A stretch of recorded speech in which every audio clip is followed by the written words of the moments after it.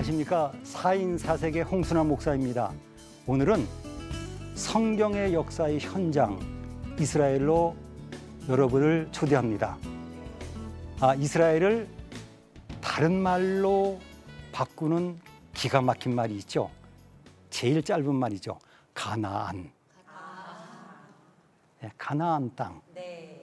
그리고 조금 더 길게 이야기하면 이렇게 이야기합니다. 젖과 꿀이 흐르는 땅. 아름다운 땅 여러 가지가 있지만 왜 사람들이 젖과 꿀이 흐르는 땅이란 말을 좋아하는지 전 잘 모르겠어요. 그냥 긴데 그냥 가나안 땅 그러면 되는데 꼭 젖과 꿀이 흐르는 땅이라고 이야기하면서 꼭 저한테 물어봐요. 여기 와보면요, 이런 땅을 보고 왜 젖과 꿀이 흐르는 땅이라 그래요? 이렇게 물어봅니다. 왜? 우리나라와 비교하니까. 이스라엘이 있는 나라는 나라의 대부분들이, 어떤 나라는 90% 이상이 사막인 중동 지역에 있습니다. 중동 지역의 사막과 비교하면 젖과 꿀이 흐르는 땅이란 말이 실감납니다. 제가 정부 시간에도 말씀드렸지만 네겝 지방으로 가면 1년에 비가 50mm, 100mm밖에 안 오는데 이스라엘은 예루살렘부터 갈릴리 바다까지 500mm에서부터 700mm의 비가 옵니다. 그러면 풍성한 곳이죠. 예를 들면 이스르엘 평야에 가보면 하나님이 씨를 뿌린다 그럴 정도로 우기 때 가면요 정말 아름답습니다. 또 이스라엘 가도 어느 때에 갔느냐, 우기 때에 가보면 그런 말이 실감납니다. 저는 지금도 참 여기 꽃도 예쁘지만은 이스라엘에 가장 많은 꽃이 아네모네입니다. 그걸 백합화로 추정합니다. 그 야생화란 뜻인데 웬만한 지역에 가면요 언덕 전체가 다 새빨간 아네모네입니다. 비가 많이 온 때는 사막에 들어가도 사막 언덕에 그 몇천 그루 이상의 아네모네가 피어 있습니다. 이래서 젖과 꿀이 흐르는 땅이다. 또 한 가지, 이 지역에서는 양을 많이 키우죠. 또 비옥한 지역에서는 또 소도 키웁니다. 젖을 짜먹죠. 그다음에 꿀, 그 꿀을요 예전에 사람들은 이렇게 얘기했습니다. 꿀은 별로 키우지 않은 것 같으니까 성경에 종려나무라고 나왔잖아요. 종려주일에 흔들던 그 나무. 그 나무가 대추야자나무입니다.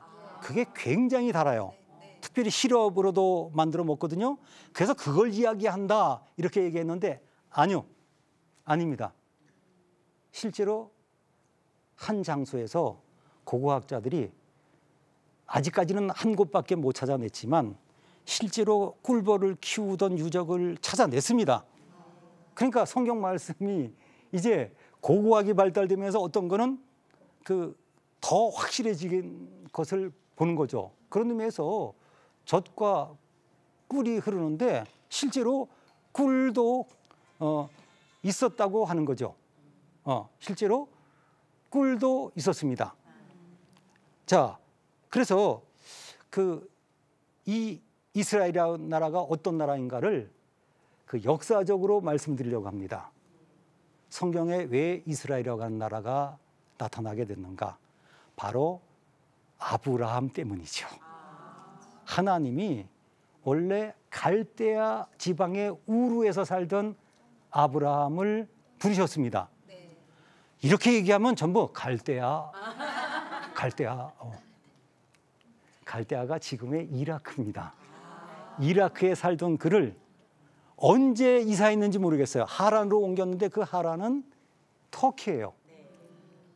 그런데 세상에 75살 된 사람한테 하나님이 어딘가 떠나라 그럽니다. 지금도 75살 된 사람이 이민 떠나겠다 그러면 사람들이 용기 있어 대단해 그러겠습니까? 그렇죠. 그것도 한 번도 안 가본 데를. 그래서 하나님의 인도하심 따라서 왔는데 그곳이 바로 지금의 이스라엘 땅입니다. 창세기 12장 5절을 제가 보았습니다. 마침내 가나안 땅에 들어갔다. 짧지만 참 성경 번역이 아름다워요. 마침내. 그러니까 목적지가 바로 지금의 이스라엘 가나안 땅이죠. 물론 가나안 땅을 시대에 따라서 어디냐고 하는 건 좀 다르지만 어쨌건 지금의 이스라엘 땅이 가나안 땅인 것은 더 이상 따질 필요가 없습니다. 뭐 어디까지냐는 건 그때그때 다르지만 하나님께서 아브라함을 왜 이스라엘로 이끄셨는가는 사람마다 다 달라요. 해석은 각자니까. 그러나 중요한 건 사실이 중요해요. 하나님이 이라크에 살던 그를 터키 가 있다가 이스라엘로 옮겨서 여기서 살게 하신 겁니다. 그래서 아브라함의 생애는 간단합니다. 우르에서부터 헤브론까지, 우르에서부터 막벨라 굴까지. 그래서 그의 생애가 이제 이스라엘로 와서 지금의 이스라엘에서 끝을 맺었기 때문에 이제 이 이스라엘은 성경의 무대가 된 겁니다. 특별히 이제 그가 이제 북쪽에서 와서 점점 남쪽으로 내려갔습니다. 이스라엘 땅에서 제일 먼저 도착한 곳은 세겜 땅 모래 상수리 나무라고 하는 곳인데 이스라엘 사람들은 세겜 땅 동쪽에 카비르 산이라고 하는 산이 있는데 그 산을 그곳으로 믿고 있어요. 그 산 꼭대기 가면 큰 상수리 나무가 있는데 그들은 그 나무처럼 믿고 있어요. 그리고 키부츠를 만들어 놓고 거기서 살고 있습니다. 그리고 이제 아브라함은 점점 남쪽으로 내려갑니다. 남쪽으로 내려가면 예루살렘을 지나서 헤브론이 나오고 더 남쪽으로 내려가면 네겝으로 갑니다. 비가 잘 안 오지만 이 네겝 지방은 양은 키울 수 있어요. 왜냐하면 이스라엘은 비는 적게 내리지만은 이슬이 많은 곳이기 때문에 저런 데서 어떻게 양떼들이 살까. 그런데 가까이 가보면요, 양떼들은 먹을 풀들이 우리로 말하면 잔디 같은 풀들이 있습니다.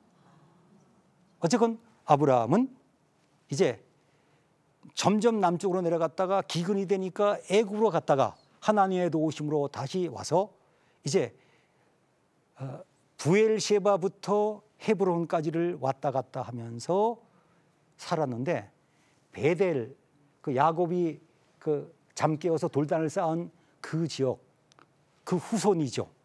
그곳에서 데리고 갔던 롯과 중요한 결정을 합니다. 같이 살 수가 없으니까 우리 이제 헤어지자. 그런데 먼저 이제 네가 택해라, 내가 택해라. 그런데 롯은 자기가 먼저 택하지 않습니까? 저는 아찔해요. 롯이 이렇게 보니까 그 사해 옆에 요단 계곡 그쪽이 그 당시는 너무 살기 좋으니까 여호와의 동산 같고 자기가 가봤던 애굽 땅처럼 좋았어요. 그래서 자기가 먼저 거기를 차지했는데 거기가 바로 우리가 잘 아는 소돔과 고모라입니다. 그리고 지금의 요르단 땅이에요. 소돔과 고모라 지역은 많은 학자들은 요르단 땅으로 봅니다. 그렇게 되면 제가 오늘 강의를 이렇게 할 수가 없죠. 다행히 롯이 지금의 요르단 지역으로 먼저 갔기 때문에 이 베델, 헤브론, 예루살렘, 모리아산이 있는 이곳에서 아브라함은 살게 된 겁니다. 참 선택권을 남에게, 조카에게 넘겼는데 정말 하나님이 정하신 이스라엘 민족에 있어서 그 중요한 그 지역을 양보한 게 아니라 자기가 롯의 잘못된 선택 때문에 차지하게 된 겁니다. 그 다음 이제 이 이스라엘 땅은 그 야곱이 자기 자녀들을 데리고 한 가족이 애굽으로 가지 않았습니까? 애굽으로 갈 때는 한 가족이 들어갔는데 430년 뒤에 나올 때는 한 민족이 돼서 나옵니다. 참 이건 엄청난 일이에요. 그래서 출애굽기, 안 믿는 사람들도 쓰잖아요. 단체적으로 뭘 할 때는 출애굽해야 된다. 일반 명사가 됐어요. 이런 일이 세계적으로 있었을까요? 그래서 이제 조상 아브라함이 살고 그의 묘지, 조상들의 묘지가 있는 곳으로 다시 오게 된 겁니다. 땅으로 말하면. 물론 안타깝게도 그 르우벤 지파와 갓 지파는 요단강 건너기도 전에 여기가 좋사오니 그러고 먼저 차지했어요. 그리고 지금의 이스라엘 땅은 나머지 10지파가 차지했습니다. 그래서 이스라엘을 나타내는 말이 두 가지가 있습니다. 단에서부터 부엘셰바까지. 단은요, 성경에 나온 단 지파가 살던 곳이라서 단이라 그럽니다. 제일 북쪽에 있어요. 그래서 그 단에서부터 요단강 물이 시작됩니다. 요단강의 수원지가 세 곳이 있는데 그 중에 한 곳이 바로 단이에요. 거기 가보면요, 아니 이스라엘에도 이런 곳이 있나 할 정도로 숲이 우거져 있고, 네? 물이 그냥 콸콸콸 내려가고 대단합니다. 그 지역에는 폭포들도 있어요. 아니 이스라엘에 이런 곳이 있나? 중동 지방에 이런 곳이 있나? 그다음 남쪽은 부엘셰바입니다. 이 부엘셰바는 아브라함이 이제 그곳에서 살면서 그 그랄 왕과 협정을 맺고 난 뒤에 거기를 부엘셰바라고 했는데, 참 재밌는 것은 부엘이라는 말이 셈이에요. 그래서 이스라엘의 많은 지명이 셈과 관계되어 있습니다. 왜냐하면 셈이 있어야 살 수 있으니까. 이곳은 남방 한계선입니다. 부엘셰바부터 이집트까지는 정상적으로 농사짓고 살 수가 없는 광야입니다. 사막입니다. 네, 이스라엘을 단에서부터 부엘셰바까지 이야기하지만 저는 여호수아에서 더 좋은 개념을 찾았습니다. 이 여호수아께서 참 지리도 참 전문가 수준이었던 것 같아요. 여호수아 11장 17절과 12장 7절에 보면 그는 하나님이 물려주신 땅을 이렇게 표현합니다. 북쪽은 헤르몬산 계곡에서부터 남쪽은 한락산까지다. 한락산. 이 한락산은 성경에 두 번밖에 안 나왔지만 저는 최근에도 한락산을 다녀왔고 한락산을 다녀왔습니다. 이스라엘 사람들도 한락산을 잘 모르길래 제가 가르쳐 줬어요. 너희들 어떻게 그것도 잘 모르니? 성경을 안 읽는데요, 솔직히. 성경에 봐라. 여호수아 할아버지께서 말씀하시기를 너희 나라 남쪽의 경계선이 한락산이라 그랬습니다. 그래서 그 남쪽에 가면 조그마한 산이에요. 그냥 아무것도 없어요. 그냥 돌들밖에 없는데 누군가가 이렇게 돌무대기를 이렇게 하나 만들어 놨어요. 그게 바로 이스라엘 역사에서 중요한 한락산입니다. 그래서 왜냐하면 헤르몬산이 단보단 더 북쪽에 있고 한락산이 부엘셰바보다는 더 남동쪽에 있기 때문에 기왕이면 더 넓죠. 그리고 우리나라로 말하면, 자, 도시는 잘못 얘기하면 곤란한데 백두산부터 어디 산요? 한라산까지. 그러면 확 들어오잖아요. 그래서 저는 제가 지리를 가르치고 있으니까 이스라엘은 헤르몬산에서부터 한락산까지다. 이렇게 주장하는 거죠. 성경에 있으니까요. 이스라엘은 어떤 땅이냐? 약속의 땅입니다. 하나님께서 아브라함에게 내 후손에게 주겠다. 또 모세에게 내 후손에게 주겠다 그랬는데 하나님은 그냥 대충 주시겠다고 약속하신 것이 아니라 아예 경계를 정하셨어요. 한쪽은 볼 것도 없습니다. 지중해니까. 그럼 남쪽은 어디냐? 애굽 시내입니다. 이 애굽 시내는 지금 이스라엘과 이집트의 국경 가까이에 있는 곳입니다. 그리고 북쪽은요. 이거 정말 함부로 남의 나라에 대해서 이야기해서 죄송하지만 유프라테스, 성경으로 말하면 유브라데 강가입니다. 그럼 지금 시리아 땅까지예요. 그런데 그 약속이 다윗 때도 이루어지지 않았습니다. 다윗은 시리아 지역까지는 갔는데 유프라테스 강까지, 유브라데 강까지는 못 갔습니다. 그때 못 갔는데 그의 아들 솔로몬이 왜 복 있는 사람이냐? 아버지가 한 것에 조금 더 해가지고 그가 시리아 사막에 있는 다드몰이라는 곳에 갔어요. 그래서 거기는 이럽니다. 솔로몬이 건축한 성읍이었던 다드몰. 지금 팔미라라고 하는 곳입니다. 지금 세계에서 굉장히 유명한 시리아의 장소죠. 그 다음 더 올라가면 딥사라는 곳이 있는데 딥사라고 하는 곳에 갔다 온 사람은 거의 없는데 제가 딥사를 7년 전인가 갔다가 거기 한 군데를 못 찾아서 돌아왔다가 3년 뒤에 그 장소 하나 찾으러 갔습니다. 딥사 하나 찾으러. 왜냐하면 수몰됐다 그래서 못 찾았는데 가서 찾아냈습니다. 수몰돼서 그 큰 성읍이 십몇 메다밖에 안 남아 있어요. 제가 감격했습니다. 솔로몬에게 하나님께서 약속하신 땅을 주셨는데 여기까지다.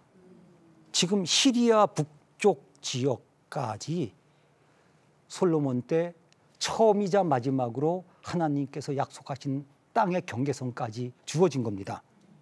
그 다음 또 참 슬픔의 이야기가 있죠.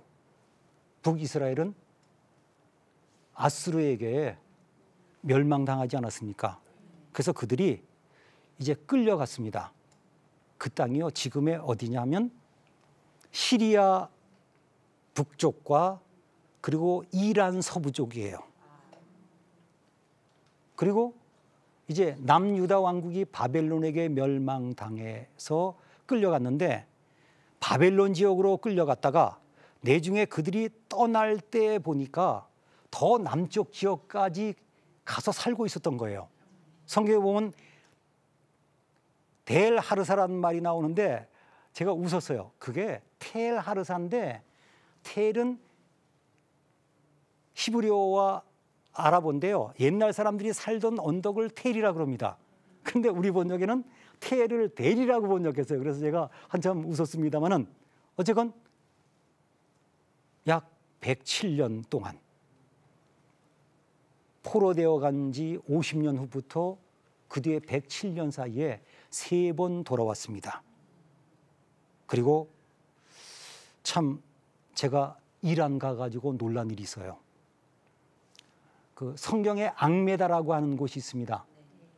지금 하마단이라는 곳에 있는데 그곳에 갔더니 에스더 모르드게의 무덤을 유대인이 지키고 있어요.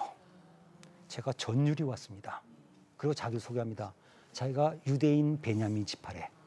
그 이란 같은 나라에서 여러 가지 상황 때문에 못 견디고 10만 명이 이스라엘에 돌아와서 돌아갈 날을 기다리고 있고 지금도 2만 5천 명의 유대인이 이란에서 견디고 있습니다. 그리고 이제 이 땅은 우리가 잘 아는데요. 예수님이 오신 땅입니다. 베들레헴. 우리 다 아시잖아요. 네. 나사렛.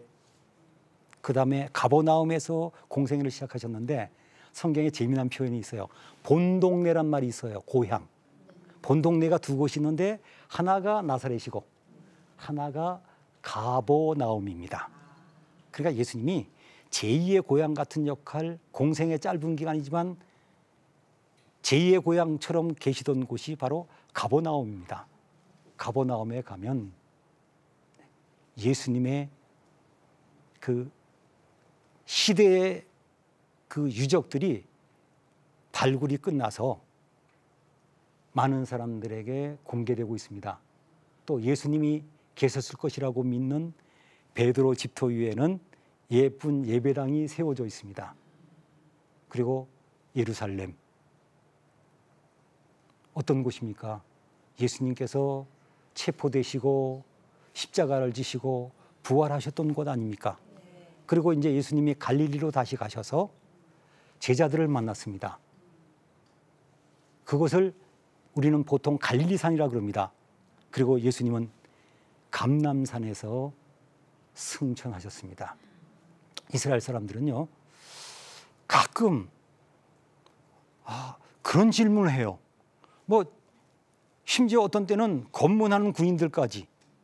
또 제가 한 달 전에는 엘리베이터에서 만났는데 젊은 사람들이 이렇게 물어봐요. 너 이스라엘 좋아하니? 그래요. 그럼 전 그래요. 아니, 그래요. 그럼 갑자기 긴장해요. 난 이스라엘 좋아하지 않아. 사랑해. 나 이스라엘 사랑해. 가로 열고 예수님 때문에 얘들아. 그렇죠. 제가 뭐 8,000km 떨어진 그곳, 우리나라보다 못한 곳을 뭘 좋아합니까? 예수님 때문이지. 그리고 1948년 5월 14일 놀랄만한 기적이 일어났습니다. 거의 1900년 만에 이스라엘 사람들이 그곳에 와서 나라를 다시 세우지 않았습니까? 이스라엘. 이제 전 이스라엘 가면요, 간판만 봐도 신나요. 왜?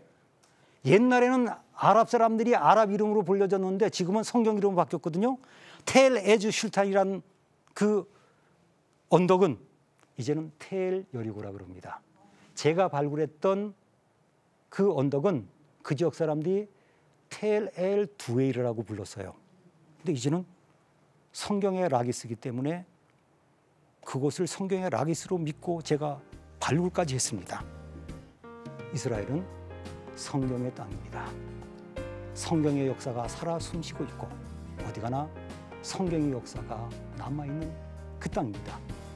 그래서 우리는 늘 이스라엘을 생각하면서 또 이스라엘을 가든 못 가든 내가 이스라엘에 산다는 마음으로 믿음으로 살아가야 될 것입니다.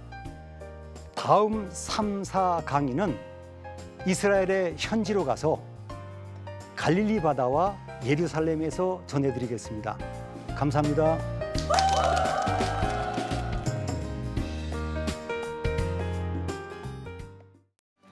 이 프로그램은 CTS 방송가족의 사랑과 후원으로 제작되었습니다. 후원 전화 02-6333-1003번, ARS 060-800-1111번으로 전화 주세요.